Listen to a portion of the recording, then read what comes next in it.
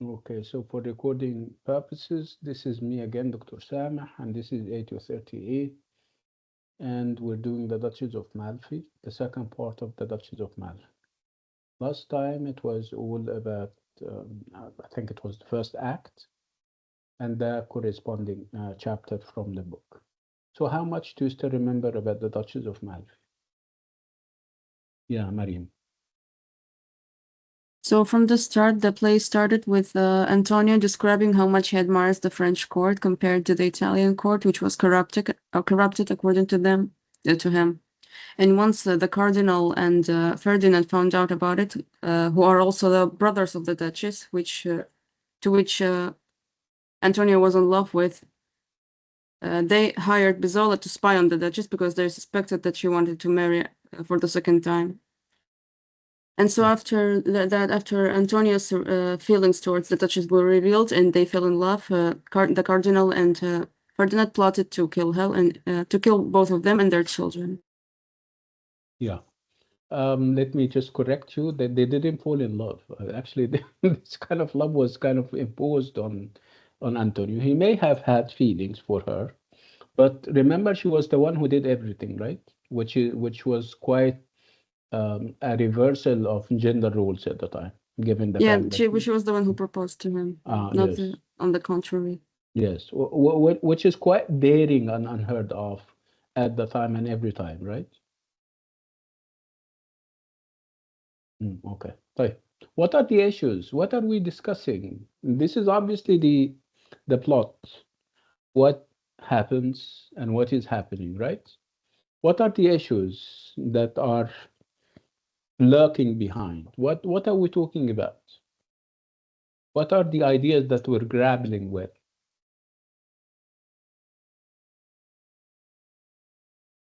Gender roles, perhaps, or I mean, reversed gender roles, established order. Jealousy. I'm not sure I heard that, but that's fine. Um, Again, we're talking about established order, we're talking about hierarchy, but this time around, it's not a hierarchy of color or race, it's a hierarchy of rank, where who is on top and who is at the bottom in our current scenario. The Duchess is the one who's on the top, and Mm. Antonio is her steward, who is inferior. Yeah, he's a low-born individual. And he shares this status with somebody very prominent in the play. With whom? Bisola. Bisola. Okay, so what's the difference? Why didn't she fall for Bisola? Because she preferred Antonio for his intelligence, his experience, and how much of a noble person he was compared to Bisola, Yeah. who Do we apparently have wasn't evidence? Do like we have, Iago. yeah, do we have evidence for that? Do we have evidence that Antonio is who you say he is, yeah, Marian, and that Bisola he is what you say he is? Do we have evidence from the play? Of course we have, but I haven't read it, or at least I don't Mhm. remember. But you were here. Last time you were here, but you were not that, I mean, as active as we know about you, right? Did you attend last Mhm. time? I did. Yeah, but you were showing or you were keeping a low profile last time, if I That's remember. because I was driving that time. I'm sorry. Yeah, While that's fine. listening. Yeah, that's fine. Okay. Remember what we said, which was very strange, that I mean, Antonio is given space, a big space, um, and we keep wondering why would a low-born steward be given that space? But we discovered later that there was a wisdom behind it. There was a reason and a good one behind it. Actually, Webster was trying to build a profile for Antonio. He wanted us to see different aspects of his character so that we have this good assessment of him. We say that he is different. He's different from Uh, the other guy was Delio, I think. He's different from Musola. He's even better than the Duchess's brothers. So that when the bombshell is dropped, when we get to know that he got married to the Queen of the Lamp, to the Duchess, we don't feel surprised. Of course, we're going to feel surprised because of this hierarchy that we're talking about. But perhaps, and it may feel like damage already done to the system. But what may limit and control the damage would be that we're talking about merit here, that we're moving towards a meritocracy, a system that would value and prioritize merit over inheritance. That you are who you are, not because you belong to this or that influential family. No, you are who you are because you made it big in the world through your hard work. And this is what we have seen Antonio doing. Again, from moving to the court of France and giving us insights into how well managed the Kingdom of France is, talking about the king and how pious and God-fearing is, talking about the other French courtiers and advisors and how wise they are, how honest they are. And then he talks about the different characters. He talks about Musola, and he tells us that this guy is not what he is projecting of himself. No, he is deceitful, and I mean, he does what he does, lamenting the corruption because he cannot be one. If he is given the opportunity to be part of this circle and have material uh, positions and have material stuff to his name and his credit, he wouldn't mind it. And then he spoke about the two brothers, and what he said about them proved to be correct. And then he spoke about the Duchess herself. And remember, he there was a bit of hyperbole about what he says. He Yes. was, yeah. So what I'm trying to say that we have seen the different characters through the eyes of Antonio, and obviously, if it's given this way, it means that Webster is trying to perhaps shift the perspective for the first time, our perspective about who should marry whom. So it's not inheritance and nobility of blood anymore, as much as it is uh, being worthy of what you are in for. If you want to get married, you get married on your own merits because you're good, because you're hardworking, and everything in between. So this is what we've been seeing all through. So the last point that we stopped on, and the last note was Antonio talking about the Queen, the Duchess, and of course, you could tell that he has some feelings for her. But of course, he couldn't reveal those feelings for her. Why? If it's honest love, if he loves her for who she is, if it's genuine love, why wouldn't he go and tell her, listen, I love you so much, and why don't we take it to the next level and get married and stuff like that? Why? Why do you think he cannot do that? Or he couldn't do that? Obviously, because of his lower status compared to her. Like, she was the Duchess, the ruler of the country, and he was Yes. just her steward, her Yeah. assistant. So obviously, he would never have the courage to admit Yeah. that. Yeah. But from his language, from his speech, you can almost tell that this guy is an admirer, is a fan of hers, right? Yes. So that when she uh, offers herself in marriage to him, when she says that she wants to get married to him, we don't say that there was compulsion behind it, that she forced him to marry her, to first of all love her, because you cannot force somebody to fall in love with you, but you can force somebody to marry you, right? So Yes. that we don't eventually come and say, listen, because she is the queen, he couldn't say no, but he wasn't in love. No, we see him here talking about her very lovingly, with a bit of even exaggeration when he says that when you look at her and you are what paralyzed, you can get cured. See, this is a bit of uh, an overstatement, of course. So again, what we're stressing here is that the fact that he was in love with her, but he couldn't have admitted this kind of love even to himself, because you can never know what may happen to him, because um, that would disturb the whole chain of being that we're talking about, this hierarchy that is based on rank. He knows his station and place very well. So perhaps he knows, but that the Duchess is the one who doesn't know.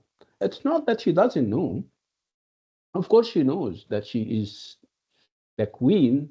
Of course, she knows the consequences of her trying to go down and get married to somebody who is beneath her. She knows, of course, but perhaps she's giving us an example of the change that the times were witnessing and experiencing.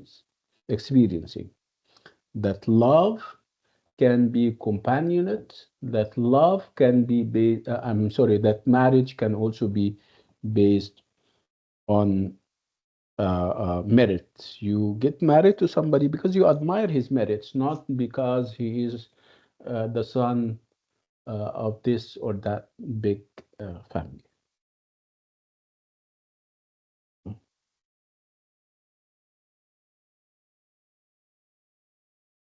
Okay, we have done all of that.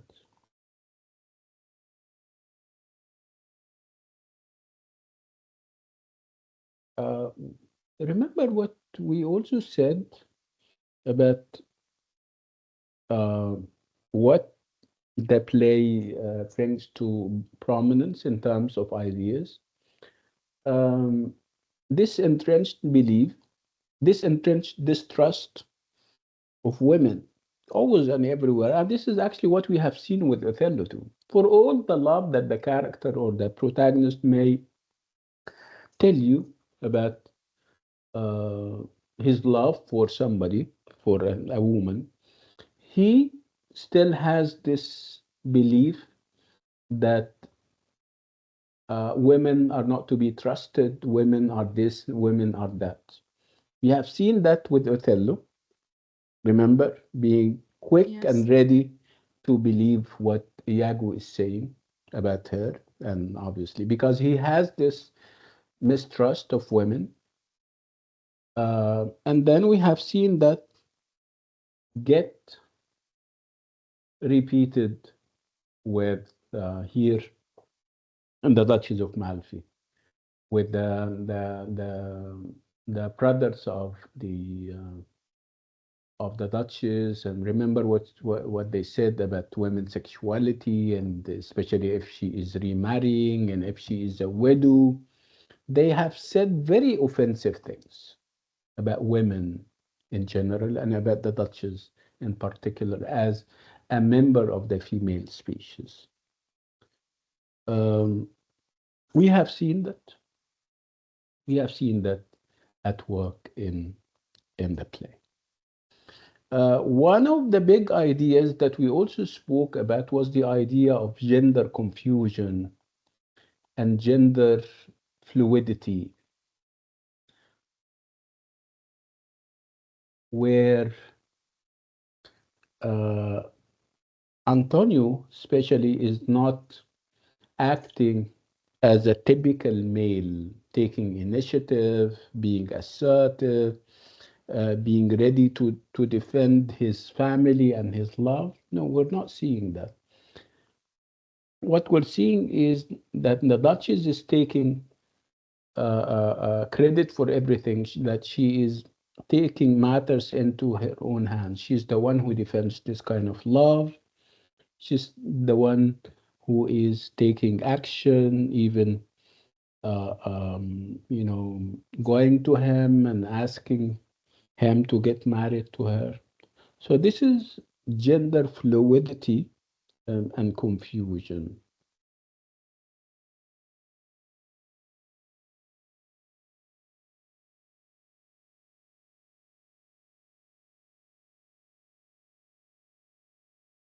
Okay, and this is one of those lovely examples of this gender confusion. At one point, okay, Antonio is going to demonstrate that he is fearful of the consequences when her brothers get to know that she got married to him, and she in a very untypical, unprecedented way, she would allay his fears and dismiss his concerns by saying, "Do not think of them. All discord without this cir- circumference is only to be petted and not feared." I mean, she said that I don't fear them. I feel pity for them. See, don't think of them. Yani, put them behind your back and go on. So we can hear the note of class pride in the Duchess' speech when Antonio later in the scene asks, "But for your brother, what are we going to do with your brothers?" The Duchess replies, "Do not think of them. All discord without their circumference is only to be pitied and not feared." I don't fear them. Don't fear them. Leave them alone. Forget about them.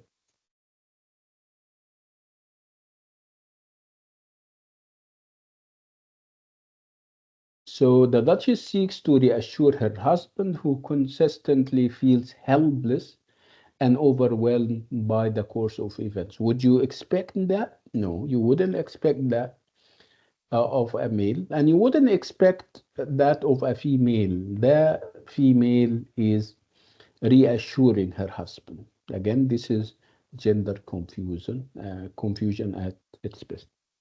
So Antonio seems to recognize the gender confusion when he says to his new wife, "These words should be mine." And he himself admits it. He sees that, yeah, what she does should be what he should be doing.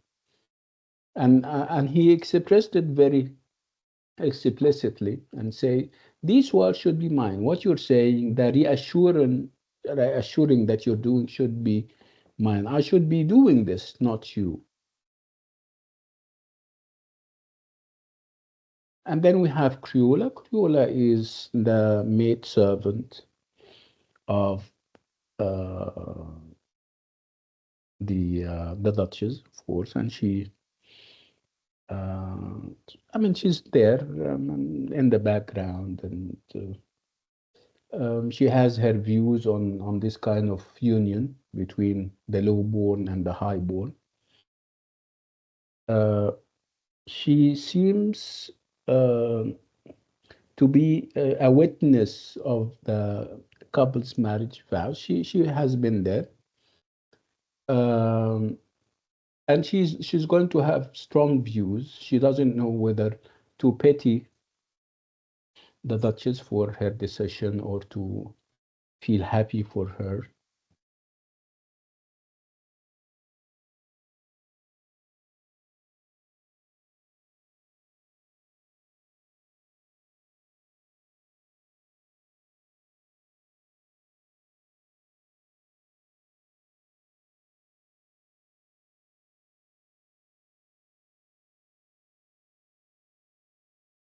Okay, this is a vivid example of the two minds that Crayola has about this kind of union. So Crayola said at one point, "Whether the spirit of greatness of a woman reign most in her, I know not, but it shows a fearful madness. I owe her much of pity." Okay? So she knows that the Duchess is a great woman, and it shows in what the Duchess is doing in terms of governance and everything.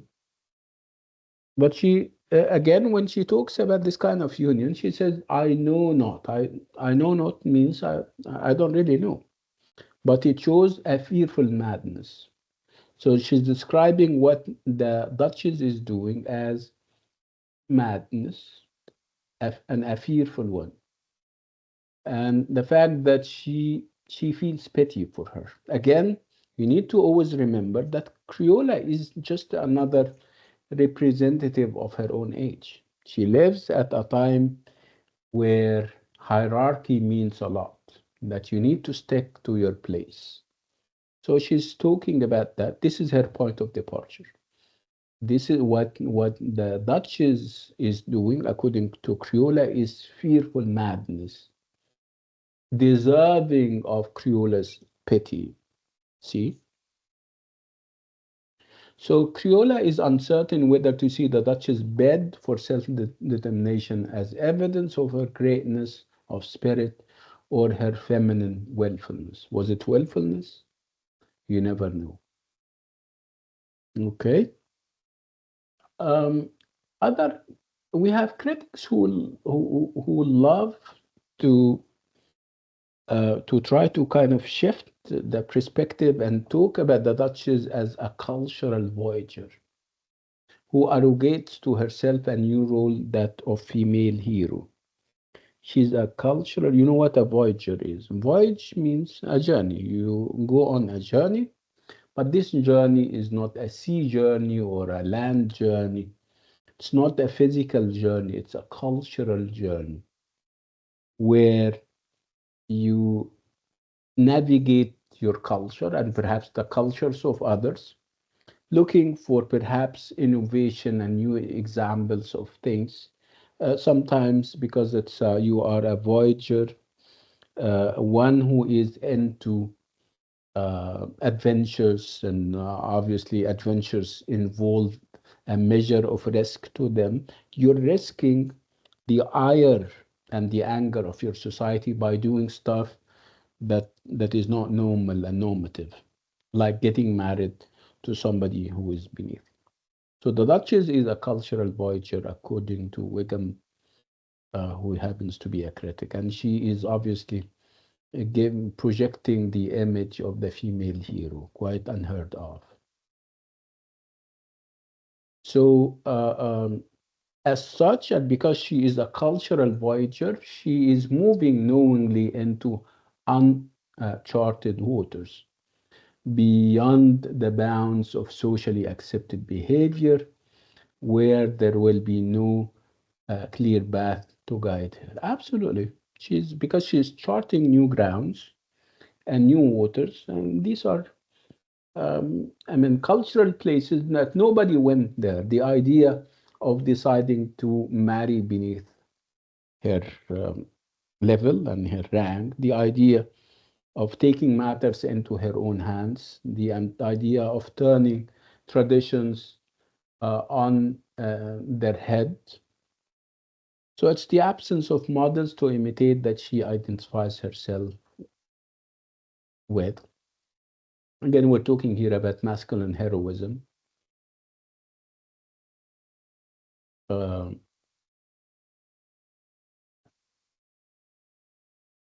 so as you can see, this is the end of Act One. Um, so Act One has been about this aristocratic elite members who are obsessed with controlling their sister and her sexuality, policing the class boundary that sets them apart from those lower down the social scale. So it is against this backdrop of this poisonous courtly milieu that the marriage between the Duchess and Antonio takes place and takes on such positive meanings. And it becomes a vehicle for upholding a view of marriage based on mutual love and compatibility. And of course, we're talking about the right of a woman to determine her own destiny independently of her male relations. And then we move on to Act Two. So, what is going to happen in Act Two? It's about the uh, the brothers discovering that their sister did not only marry, but she got married to a lowborn, somebody who is way beneath her rank. So between Act One and Two, we're talking about a 9 months elapse. Um, and the bulk of the second act is taken up with Busola's attempt to determine whether or not the Duchess is pregnant. So we moved behind her getting married to trying to discover whether she is pregnant. Again, we get to know that she has given birth to a son. Um, so again, we're not talking about her now as only a duchess or a queen. She's now a wife, a mother, and she has, of course, duties as such.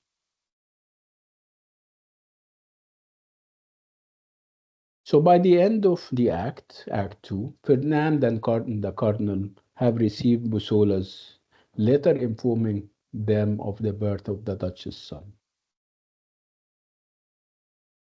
Of course, and this is typical, they are going to be very angry at the news. Um, Again, and will start to think of the impossible, the fact that she may have gotten married to the wrong person. And they start to give voice to their misogynist commonplaces about women. Misogynist, like I said, misogyny is women hating. So when you have misogynist ideas, it means that you have ideas that are all anti-women.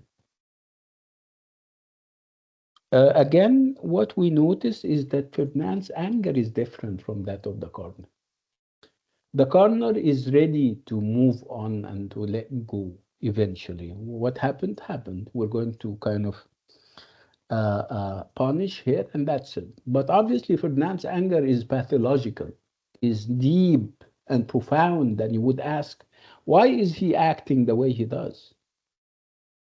So the cardinal is shocked by his brother's ravings as any member of the audience, and his alarmed responses confirm that Ferdinand's attitude to the Duchess is obsessive and pathological.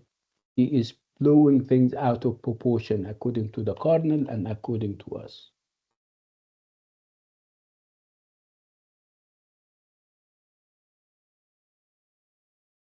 And again, it's this idea that Ferdinand keeps swearing that he wouldn't allow her to marry again. And if she marries again, all hell will be let loose. So the blanket hostility to a second marriage goes beyond anything voiced by the cardinal. You wouldn't compare the reaction of the cardinal to that of Ferdinand. Ferdinand is blowing things out of proportion. It's so pathological. His anger is like no other. So it seems that Webster here is arousing our curiosity about Ferdinand's motives, giving us a glance of the turbulent, unstable personality Antonio uh, mentioned earlier in the scene. Even later, when the brothers are going to face the Duchess with this fact that she got married and she got married to the beneath her rank and everything, it is Ferdinand whose language is compulsively sexual.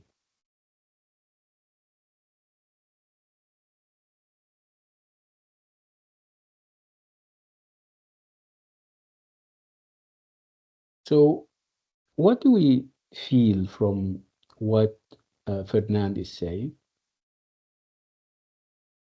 Uh, Uh, uh, yeah, go ahead. It wasn't a question actually, but that's fine.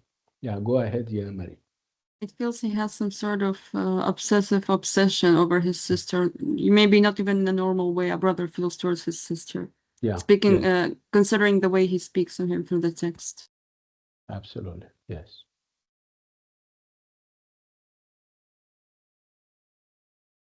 So, what he says conveys his loss of control. He cannot stop himself from visualizing the Duchess in the shameful act of sin. See? So, there can be no doubt in our minds that Ferdinand is the play's principal villain, albeit a fascinating one. Fascinating does not mean that we like him or something. Fascinating it means that he is a character that you can talk about, that you can analyze, uh, an intriguing character, if you like.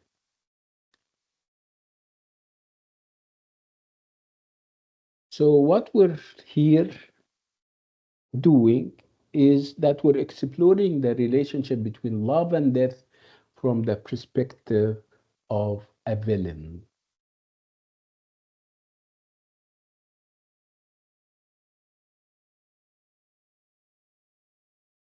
And this is the end of that chapter.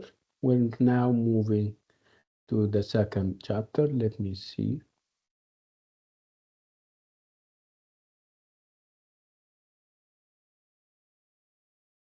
Yeah. So this is the second chapter in the book. It's in John Webster again, and it's the tragedy of the Duchess of Malfi again, and it's chapter 4, and the title of the chapter is Tragic Conflict. So the chapter's title is Tragic or the Tragic Conflict. Okay, so when I say conflict, um, and obviously not all conflicts are tragic. You can have a conflict can be as simple as a disagreement. You say something and I say something back, and we may have disagreement, honest difference of opinion, if you like. But it can turn nasty and it can turn tragic. Um, and this is where people have to stop and ask. So it's a conflict that we're having in the Duchess of Malfi, and it's a tragic one. So again, if we say conflict, that would entail that we have how many sides to a conflict do we normally have? If we have a conflict, that would presupposes that we're having how many sides to our conflict? Yeah, sometimes you have a conflict with yourself, but obviously this is not what we're talking about. Yeah, Mariam. Usually between two people. Yeah, two people, two parties, two countries, right? Yeah. Okay. Um, and you can also have a conflict of ideas, a clash of ideas, where you are embracing a certain idea and I am embracing a different one, and we come in conflict due to our ideas, our conflicting ideas, if you like. And this is exactly what we're seeing. So let's talk about the play. Who is in conflict with whom? Where is everybody else? I'm sure you guys have a lot to share with us. We have Dalia, Shahd, Isra, Naya. Where is everybody? Hurriya, or I don't know, Noura, I think. Come to the mic and share with us. But we're talking about common sense thing. We're not talking even about the play. I'm talking about conflicts, and conflicts happen every day, right? So in the play, who is conflicting with whom? Who is in disagreement with whom? It's as simple as this.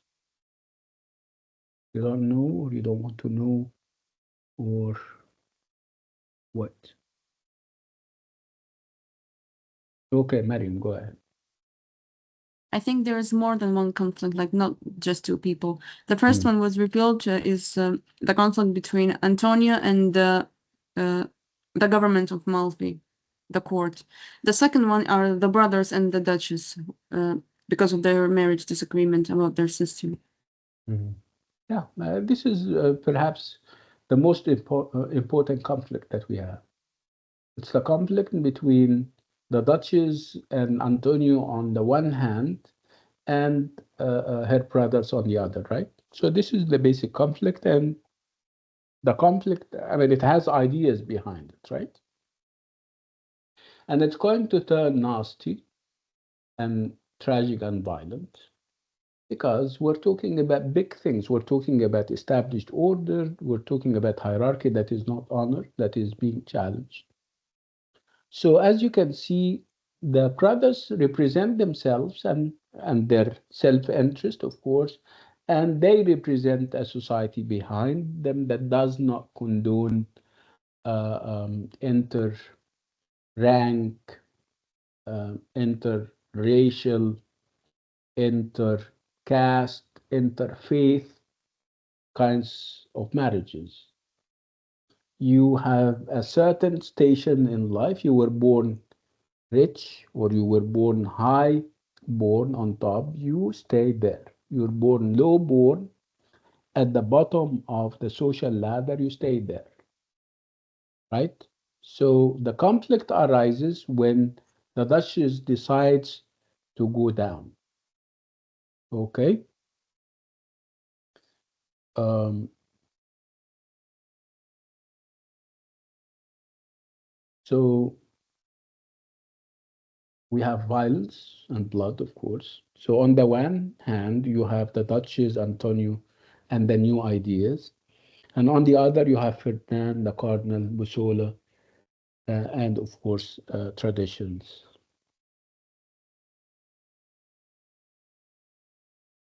So the conflict that was set up in Acts 1 and 2 intensifies in Acts 3 through 5 as the play's tragic conventions take center stage. So this time around, it's not love that we can see much of, it's death. Again, remember what we said about this kind of love? We said that it is forbidden love. And if you have forbidden love and people are acting against this and they insist on loving each other against all the odds and eventually get married. So it's death that is going to take center stage rather than love. So that's what is happening as of Act 3. It's death rather than love that we're seeing much of. Again, this is also a reversal of fortune, which is typical of the drama of the time, of the tragedies of the reversal of fortune means that you have people who are happy, who are enjoying their life, enjoying whatever there is to enjoy, and things turn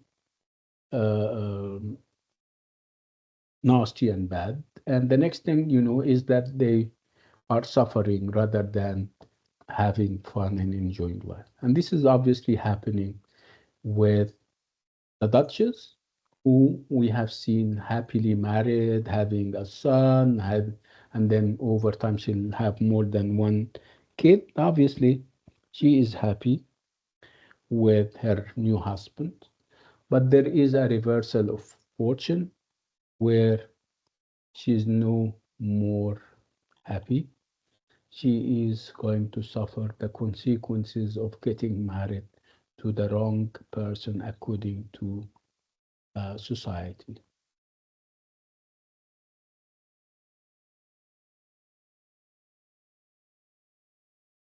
We get to know as of Act 3, Scene 1, when we see people that a considerable amount of time has elapsed since Ferdinand's vow of revenge.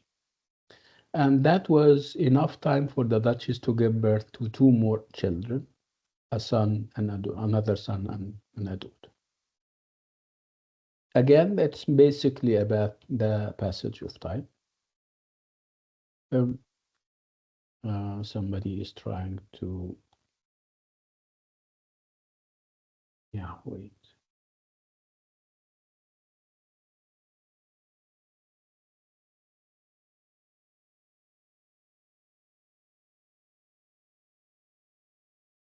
Again, the Ferdinand is back to the court, and of course, we knew that he now knows that she is married and everything. And then we have one of those nice situations between a man and his wife. Now, obviously, they are happy and they are cracking jokes and they are feeling at ease until Ferdinand comes, and this is when things get complicated. What happens is that the Ferdinand is going to ask Bussola for a key to the Duchess chamber or bedchamber, and this is obviously out of keeping with his rank. Remember, you wouldn't ask for a key to somebody's bedchamber, right? You wouldn't go even to somebody's bedchamber unless you have motives and they are negative ones. Perhaps you want to kill them, perhaps you're spying on them, and these are all bad things, right? So we are in for something bad and poisonous and negative. So where are we now? We are in the Duchess bedchamber, um, and Fernand is waiting behind the curtains in the wings. Again, this is degeneration. Fernand is dwindling in status. Or you would expect this behavior out of a thief, somebody who, or a burglar, right? A spy like Busola, but not Ferdinand. So, if anything, it tells you a great deal about Ferdinand.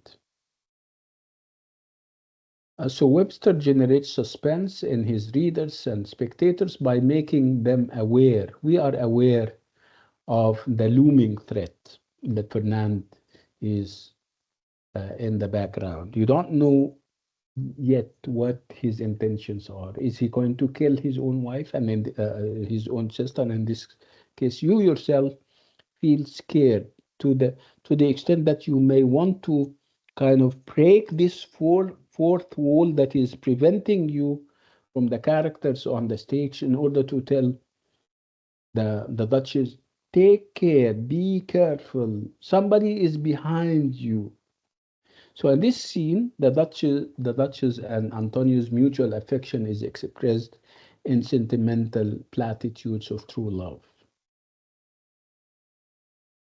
And then Antonio and Criolla are they will go out of the room, and she's left alone in the bedroom, in the bedchamber, and Ferdinand enters. And remember what I said, he is in the background, in the wings. So, what do we feel about the Duchess being alone? And we know that there is that threat and danger is looming on the horizon because somebody is in the background. We feel her isolation and her vulnerability. Obviously, this is a turning point. Uh, the dramatic change of tone is signaled visually and also linguistically by a change in the language. The language is going to be different. So the easy informal banter of the first section of the scene, where everybody is happy, Antonio and the Duchess and Criolla. No, this is going to give way to a very different brand of speech when Ferdinand dominates the proceeding. He is going to be speaking the majority of lines, and he's going to at least twice order his sister to be silent. Again, it feels that this guy is quite is behaving in a very crazy and mad way. Again, he hasn't deteriorated completely yet. He starts to ask her what we call rhetorical questions, questions that seem questions, but he doesn't want an answer. They are more of insults rather than questions. When he says at one point, "Virtue, where art thou hid? Virtue, where are you hiding?" So obviously he's talking about what happened as not being virtue. He's saying that virtue is now hiding because of what his sister did. Again, this is self righteousness and that its tone, and it alternates with more overtly violent reproaches. Die then quickly. He is talking to his sister, saying, "Die then quickly." And he's saying, "The howling of a wolf is music to thee, to you, screech owl." Obviously, the invoking of animals, and these are not meek and nice animals like tigers or lions or lambs. We're talking about the basest and the worst of animals. We're talking about wolves and we're talking about owls. And obviously, this is an indication that he is not in a stable state of mind. So when he uses those animals, the bad among them wolves and owls, he reveals his habitual fondness for likening human beings to the most negative aspects of the animal world. And then uh, he addresses the husband, but the husband is not there, of course. Uh, she asks him to, because she believes that she didn't do nothing wrong. She got married, and marriage is legitimate. She invites him to meet her husband, but obviously he refuses. He doesn't know who the husband is yet, but he is addressing the husband anyway, saying, um, he says that if I meet your husband, that would provoke such violent effects as would damn us both. You don't want me to meet your husband because we're going to be both damned. Damned here means that we're going to butcher each other, to kill each other.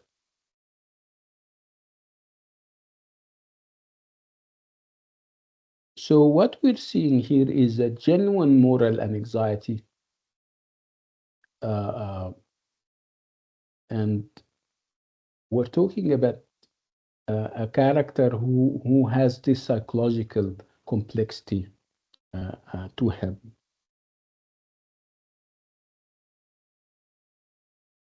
So Ferdinand leaves the stage, ignorant of the identity of the Duchess's new husband, though he assures her that she is undone or ruined, and twice that he will never see her again. This is, of course, very this this is a foreshadow. Foreshadow means that a character is saying is giving us hints about what may happen in the future in the play, and this is exactly what is going to happen. She's going to be undone. She's going to be ruined, and obviously he will not see her again, or he is not. He will never see her again alive because he's going to order her death. Again, look at the conduct and the language of the Dutch. Totally different. She's very super. She knows what she's talking about, and she has a case that she can defend very well. So the Duchess language in this part of the play contrasts sharply with her brother's. She meets Ferdinand's anger with clear, straightforward statements and questions. And she says, I pray, sir, please, sir, hear me. I am married, and will you see my husband? She's telling him, please, I'm married. Hear me out. I'm married. I'm married means that marriage is what everybody does. Hundreds and thousands of people marry as we speak, and nothing is wrong with that. And I would like you to meet my husband. Come and meet my husband. Of course, he's going to refuse. And she's also objecting to his tone of moral outrage. She even believes that this is perhaps manufactured outrage, unjustified outrage. Why might not I marry? Why wouldn't I marry? For God's sake, I have not gone about in this to create any new word or custom. Very poignant and very powerful. Why wouldn't I marry? This is the Duchess speaking to her own brother, Ferdinand. Why wouldn't I marry? Why not? And in marrying, I haven't gone about in this to create any new world or custom. I haven't created a new world by getting married, or I haven't created a new custom. Everybody gets married, and there is obviously nothing wrong with that. See, her evidence and what she says is very compelling. Yeah, nothing is wrong about getting married, right?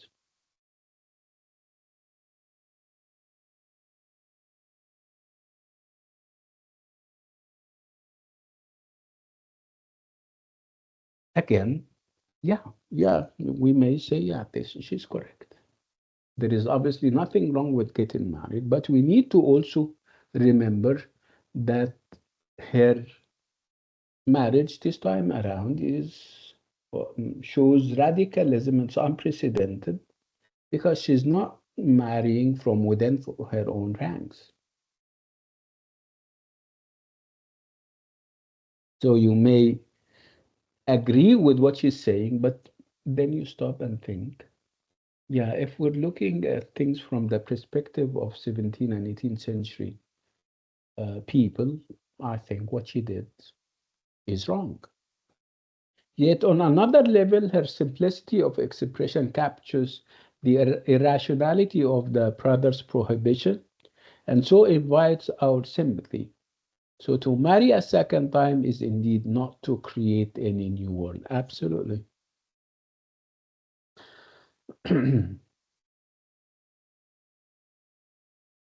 Again, her language and her conduct does not only contrast with her brother's conduct and language, it also contrasts with her own husband, uh, uh, who doesn't seem to be manly enough to take responsibility. He remains off stage throughout her ordeal and re-enters carrying a pistol, a small gun, making threats only once Ferdinand is safely out of the way. Again, this is comic. You only appear when the threat vanishes and disappears. Again, the Duchess takes things into her own hands. This is her nature. She, of course, knew or knows that nothing good will come out of this encounter between herself and Ferdinand, and she is planning for the future. She has already come up with a plan for dealing with the situation, and she puts this plan immediately into action when Pusola turns up on the scene a few lines later.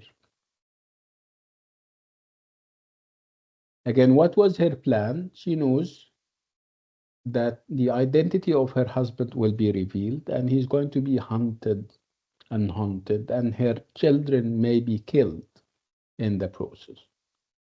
So her plan, a part of it is for Antonio to escape to Anacona. Anacona is another country, perhaps, under cover of the Duchess trumped up charge of embezzlement. And the Duchess is going to tell everybody that Antonio has stolen money, and she's going to press charges against him, and that's why he escaped. This is her plan. Um, Again, people have to believe that, and again, that would open up another venue for debate over how the royal court can turn against you in a blink of an eye. I mean, today you are in favor and they are happy with you. The next day, you can fall out of favor and your life can be on the line. Again, Antonio is now disgraced in everybody's eyes. Nobody knows that it is a plan by the Duchess. Uh, to the extent that Busola himself is going to defend Antonio.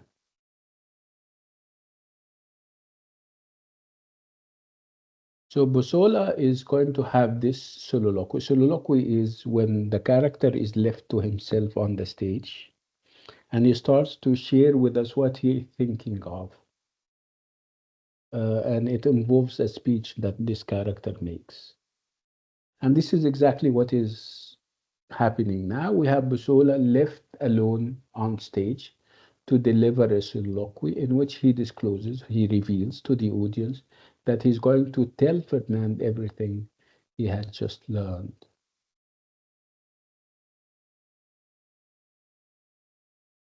And then there is going to be time when he also reveals what he thinks about this charge and accusation leveled against Antonio. He's going to defend Antonio.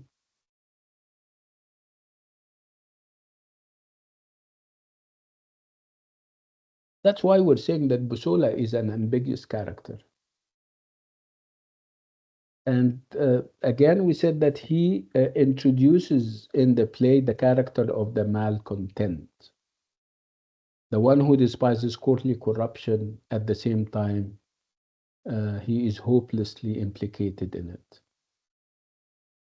So Busola wants social advancement, but loses the servility that is the only way to rise in the world of the court. Very contradictory. He gives you the feeling that he doesn't like the way people gets promoted because it's not merit that that is the criteria or one of the criteria. It's sycophancy and it's flattering and everything. But he wants social advancement. He wants to be advanced no matter what. There is no love lost between these two characters, Busola and Antonio, but he defends Antonio all the same. Why does he defend Antonio? Because Antonio is like him, low-born. And it seems that he has been dismissed from his office, apparently on the whim of the Duchess. And he is now castigated by other officers who yesterday phoned at him. So what Busola is making us believe is that, it may happen to him. He is also low-born.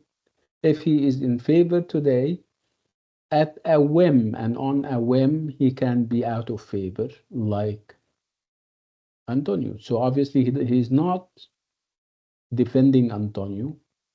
He's defending all those who are like Antonio, who depends on their in their livelihood on the whims of people in high places. So if they are happy, they let them be.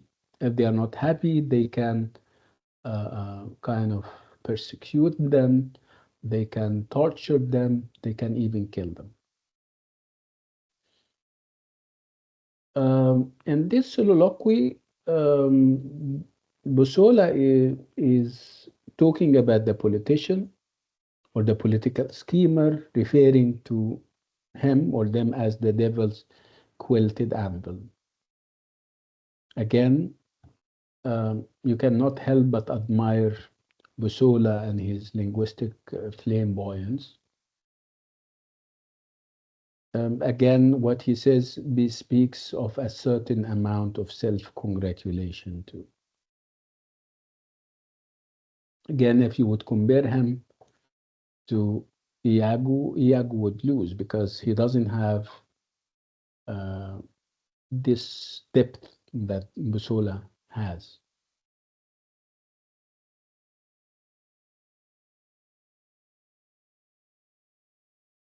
Again, he can be bad, but he has this bang of conscience. Uh, he may be a spy, he may be a killer, but sometimes you get uh, wisdom from what he says. Again, no two people would disagree on the idea that flattering rulers is a bad thing. That if rulers advance those who are under them through flattery is a bad thing. No, nobody would doubt that. Nobody would dispute that. And these are things that Busola is talking about.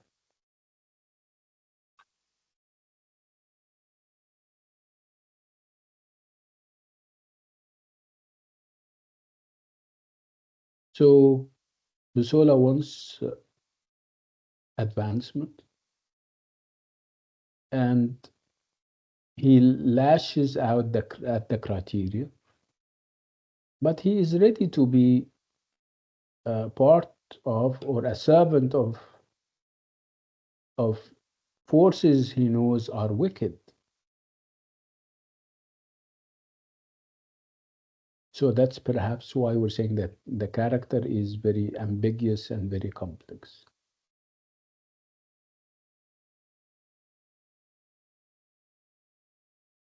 And then we move straight to the dumb show. And again, this is a characteristic of the revenge tragedy. So, what are the characteristics of the revenge tragedy as we have seen so far? We have the character of the malcontent. We have dumb shows. We have blood, of course, because it's a revenge tragedy.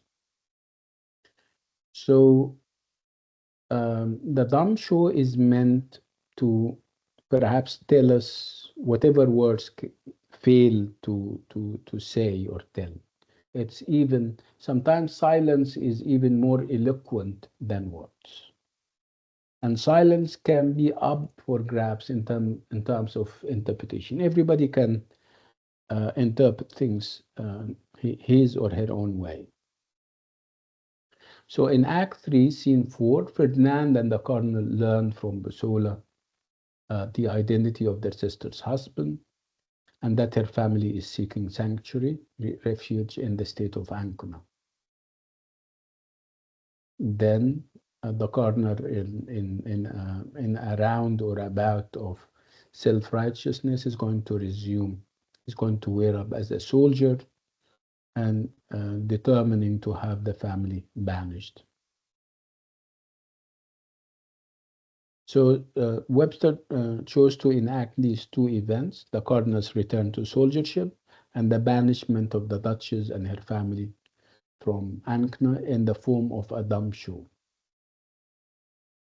Okay, so this is replacing what you can see in action.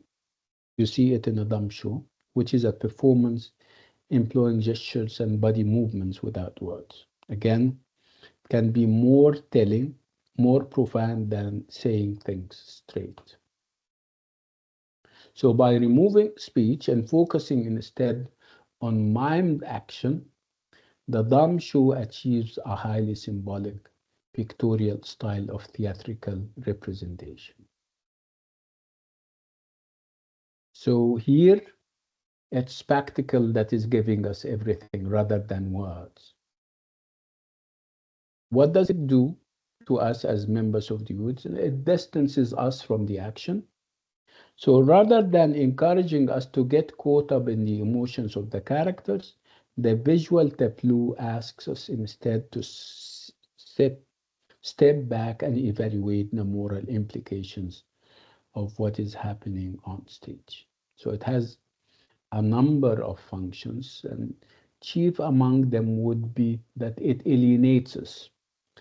We have been too close to what is happening. We have been so involved in what is happening. And obviously, this is going to cloud our judgment. We will not be able to judge things in a correct way. That's why at one point we have the dumb show so that it can alienate us from what is happening, it can kind of make us neutral so that eventually we can judge what is happening in a correct way. Again, what is happening is in a religious shrine with solemn music sung by diverse or diverse churchmen. And again, it's very symbolic and it's very significant that the cardinal is using also religious symbols like a cross, a hat, robes, and ring. Uh, and at one point, he would give us the impression that he's a soldier by having those trappings of a soldier, like sword, helmet, shield, and spurs.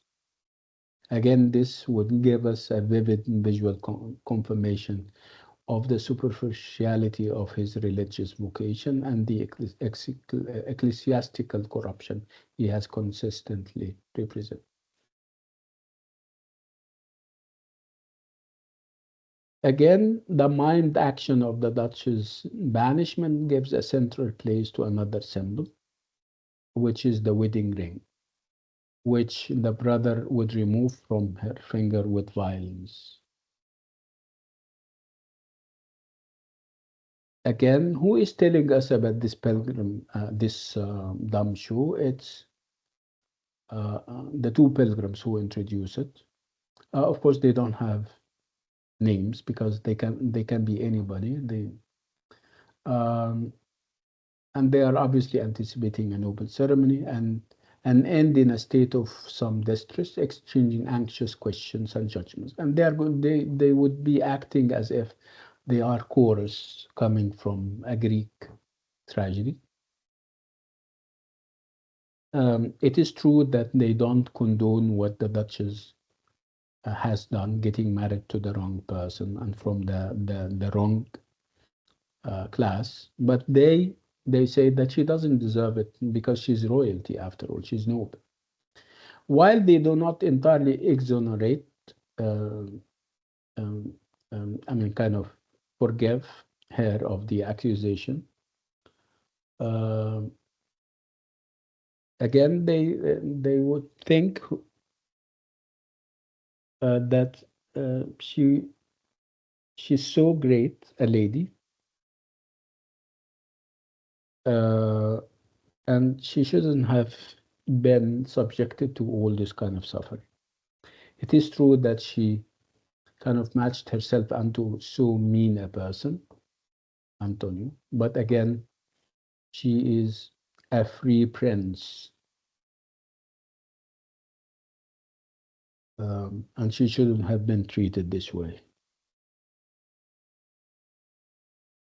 Again, it's very significant that the pilgrims lack individual identity, and it is very significant that they remain unnamed, and it's very significant that they never appear again. This all establishes a physical bond with the audience, which encourages us to believe in their objectivity. They observe and depart, objectify and comment on the action, distancing and interpreting as we do. So again, what they said invites us to grasp the moral and political significance of the Duchess' banishment rather than her own experience of it. So it presents her and her family as the victims of an institutional conspiracy. Yeah, which is true. This is, yeah, true. She is conspired against for self-interested reasons, and also it is part of a bigger conspiracy, an institution one, given the fact that she is a duchess, given the fact that she's on top of the hierarchy.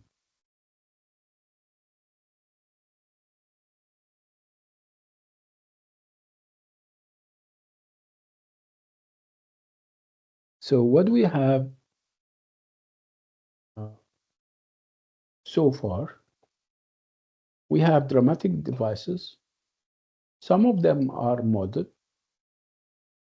when we have action as part of the traditions of the tragedy or the revenge tragedy, and this is obviously very realistic. And you have medieval devices like the dumb show. So the modern aspects of it, the realistic parts, have to do with Webster's insistence on the complexity of his characters' personalities. His attempts to involve us in the dramatic action unfolding on stage, not least through the creation of suspense. The medieval devices, like we said, have to do with the dumb show in Act 3, Scene 4, which distances us from the action unfolding on stage in order to promote our understanding of the larger meanings being conveyed.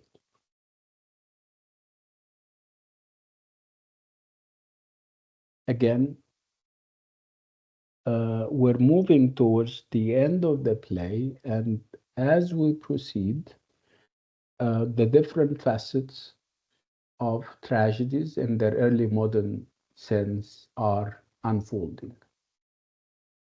So, what we have in Act 4, we have two scenes, and they enact the Duchess torture and death, which is obviously the punishment meted out to her for her forbidden love and consequent marriage. Where is she now in Act 4? She is imprisoned in her palace, where all types of psychological torture uh, uh, is or are exercised on her. For one, she is exposed to a dead man's hand, complete with wedding ring, a wax tableau of her husband, and children presented to her as their dead bodies, and finally a dance of mad men.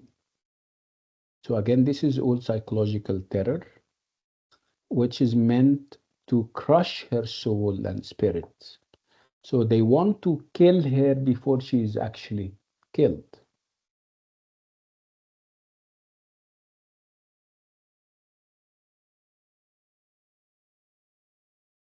Again, you would ask, why would we have all this staged on the stage? Why are we not told about them without seeing all these kinds of horror on stage? And the simple and the short answer is that this was the practice during the time. This is part of the traditions of the revenge tragedy, as started by people like Thomas Kidd, who wrote the Spanish tragedy, where you have a great deal of revenge, a great deal of blood shed. Again, at the core of any uh, um, revenge tragedy, you have what we call the play within the play, which we had, what we have seen, whether in the dumb show or when the Duchess was in her palace and she had those effigies and those things. I mean, remember when you spoke about this dead man's body and a wax tableau of her husband and children. So this is part of what we call the traditions of the revenge tragedy, where you have plays within plays.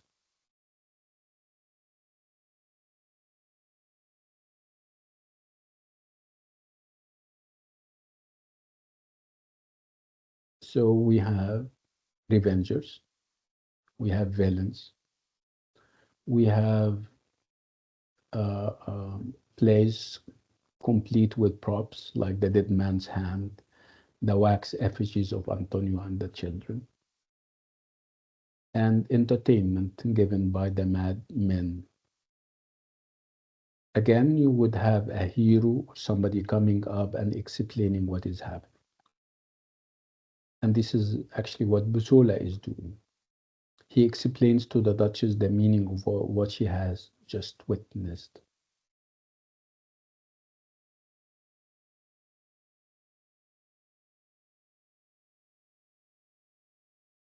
So, in early modern times, revenge tragedies and the revenge in those revenge tragedies would take the form of a theatrical spectacle, a play within a play.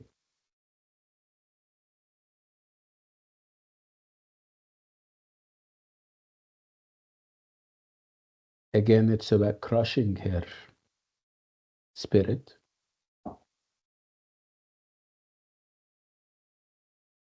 Of course, as members of the audience, we know that what she has seen is not true, and her husband and children are not dead, but she's not aware of it. So again, it's all staged. Again, which would make of Ferdinand a director. He controls, and his tool of control is staging a play. He is trying to drive his sister to despair through acting.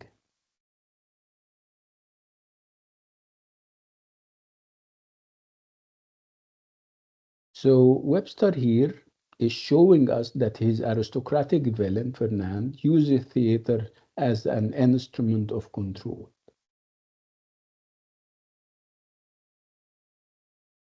So Act 4 is devoted to the torture and murder of the protagonists. Can you imagine that the Duchess is going to die in Act 4, not in Act 5, which is obviously what we're not used to. We're used to the tragic heroine or hero being killed or tragically dying in Act 5.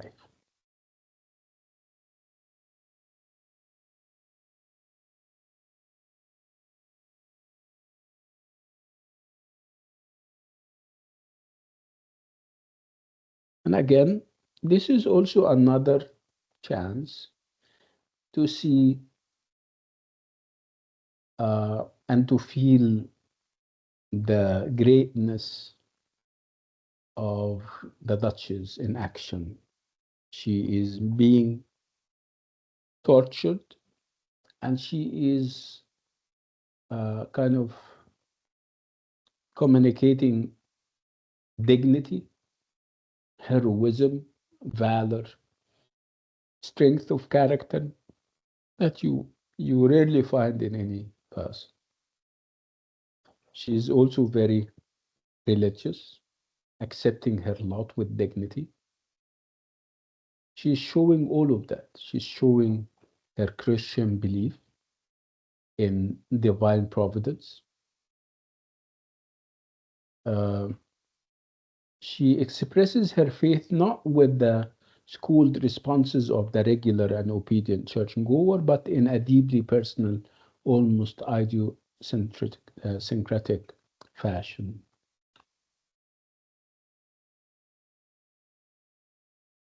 She hopes that she will be reunited with Antonio after death because she's under the impression that he was killed. And she asked Coriola, dost thou think we shall know one another in the other world?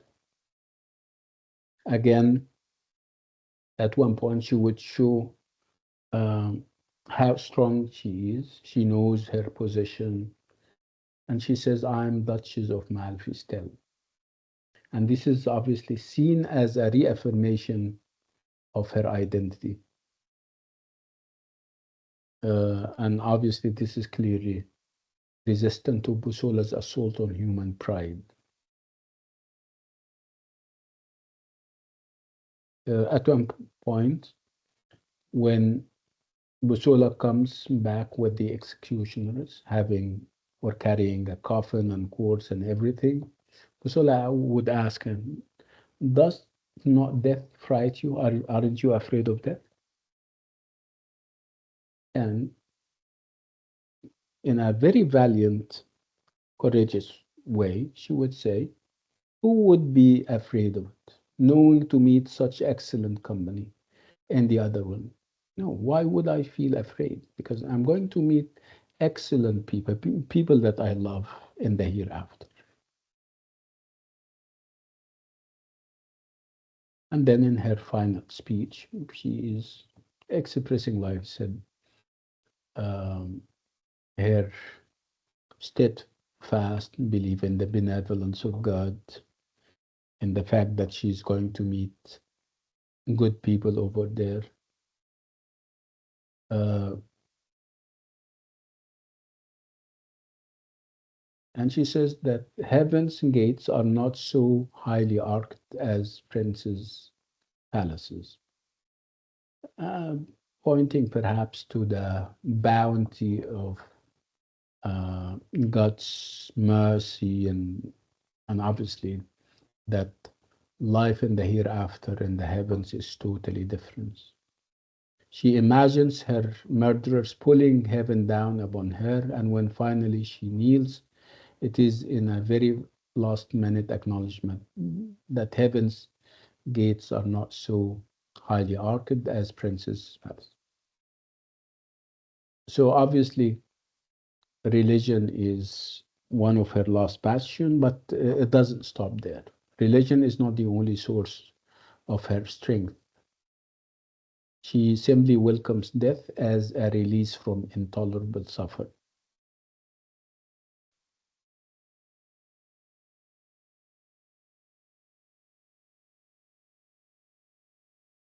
So what do we have? We have the executioners on stage for a full 70 lines before the murder actually takes place. We are even made to listen to a discussion of the chosen method of execution, which is strangling. So what is this meant to do? Actually, it serves to communicate the core meaning of death in this play. Again, it's a test for the characters. It's an ultimate test, testing your character as a member of the and the character of the one involved. Again, it's about showing you the honor, the concept of honor as far as aristocratic people are concerned. The fact that they don't fear death if uh, honor is involved.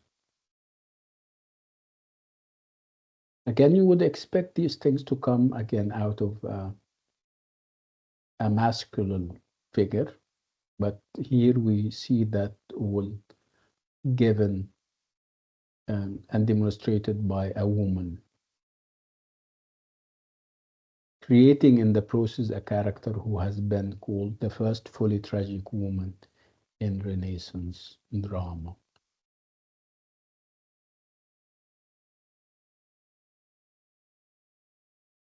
Again, after what happens, happens, and she is killed, Busola is going to react to her death. He's going to feel that he wants to repent, that he did something wrong. Again, he's going to go to Ferdinand, tell him that I did this, and he wants a reward. And obviously, Ferdinand is going to be mad at him and is going to dwindle even deeper.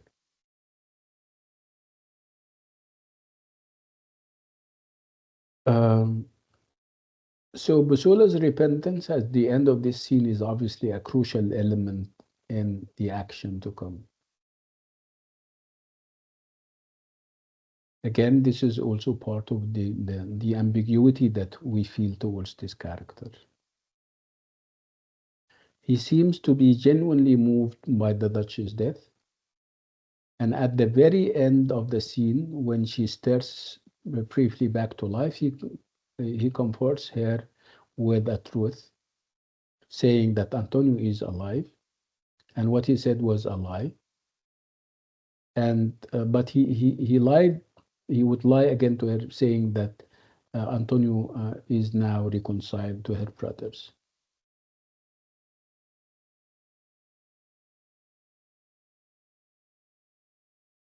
Um, Again, he would go, like I said, and Ferdinand would refuse to reward him.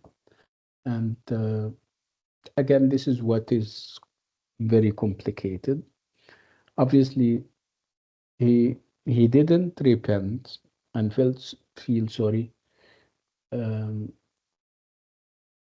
um, right after. He went first to Ferdinand, but Ferdinand refused, felt guilty, and refused to give him what he wanted.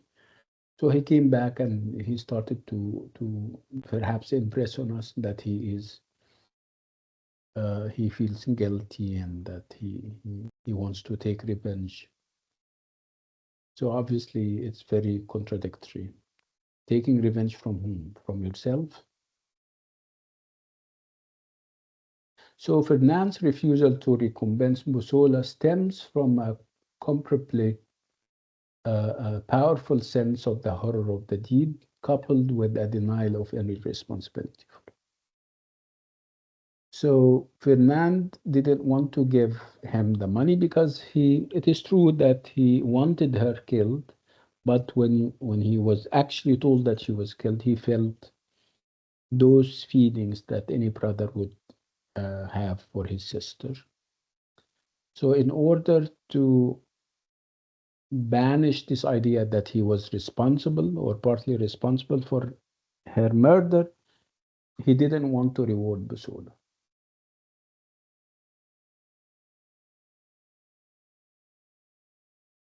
So it's very strange and very ironic. We're talking about a ruler who blamed the servant for committing the murder.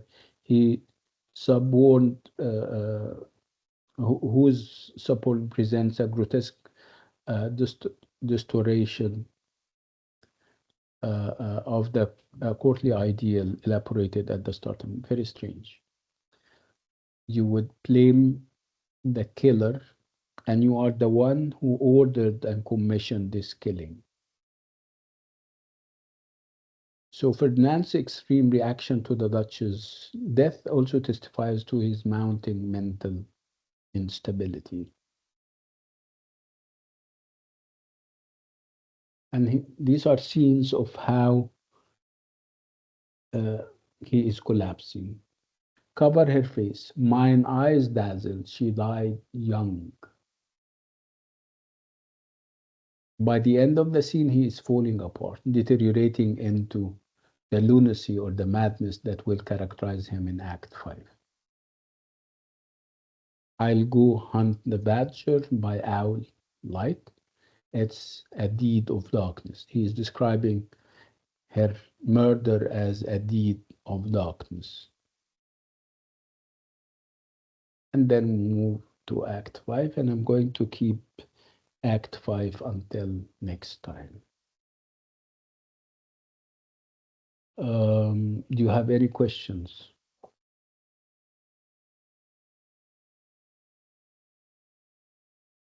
Okay, I think you have a quiz this week, right? Yes, today. Today? Yes, we have it today, At what time? 7 p.m. 7 p.m. Nice. So, do you have any questions about it? I mean, obviously, it's not going to cover much. and I'm sure you can do it. And you can do it very well. Do you have any questions about that? No, No, right? doctor, thank you. Right. Inshallah, I'll see you next week, and I wish you all the best. Assalamu alaikum.